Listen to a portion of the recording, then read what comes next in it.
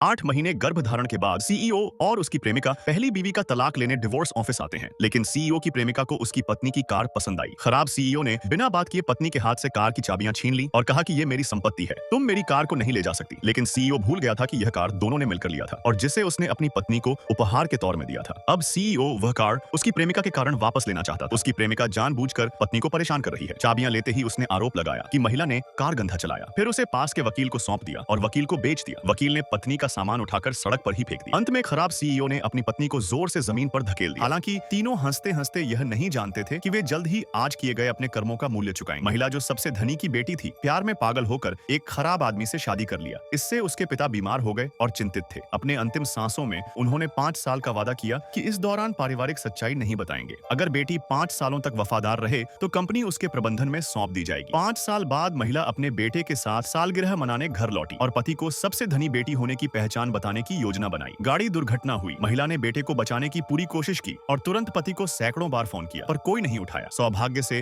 Ambulance समय पर पहुंची। अस्पताल जाते समय महिला ने गाड़ी में से देखा कि उसका पति गर्भवती महिला के साथ घूम रहा है। अविश्वास में उसने फिर से पति को फोन किया। पति ने फोन उठाया और बोला कि तुम हर बार काम करते समय ही फोन क्यों करती हो। इतना बोलकर फोन काट दिया। दोनों को गले लगते देखकर महिला क्रोधित होकर काम रही थी, लेकिन अब उनके लिए समय नहीं था। पहले अपने बेटे को बचाना जरूरी था। सर्जरी की सहमति पत्र पर हस्ताक्षर करने के बाद महिला ने जमीन पर घुटने टेक कर डॉक्टर से अपने बेटे को बचाने के लिए किसी भी रकम देने की विनती की। खुशकिस्मती से महिला के घर का वफादार समय पर पहुंचकर महिला की भावनाओं को शांत होने के बाद उसने घर के मालिक को हादसे के समय का निगरानी कैमरा और ड्राइविंग रिकॉर्डर जांचने का आदेश दिया। क्योंकि ब्रेक फेल से दुर्घटना हुई थी, जबकि गाड़ी हाल ही में मेंटेन की गई थी। उसे संदेह था किसी ने गाड़ी के साथ छेड़छाड़ की, पर नहीं जानती थी कि उसका पति ही था। धोखेबाज पति अपनी शान के लिए गैंगस्टरों को महिला की कार बिगाड़ने की रिश्वत देता है, जिससे माँ बेटे की कार और संपत्ति नष्ट हो जाए।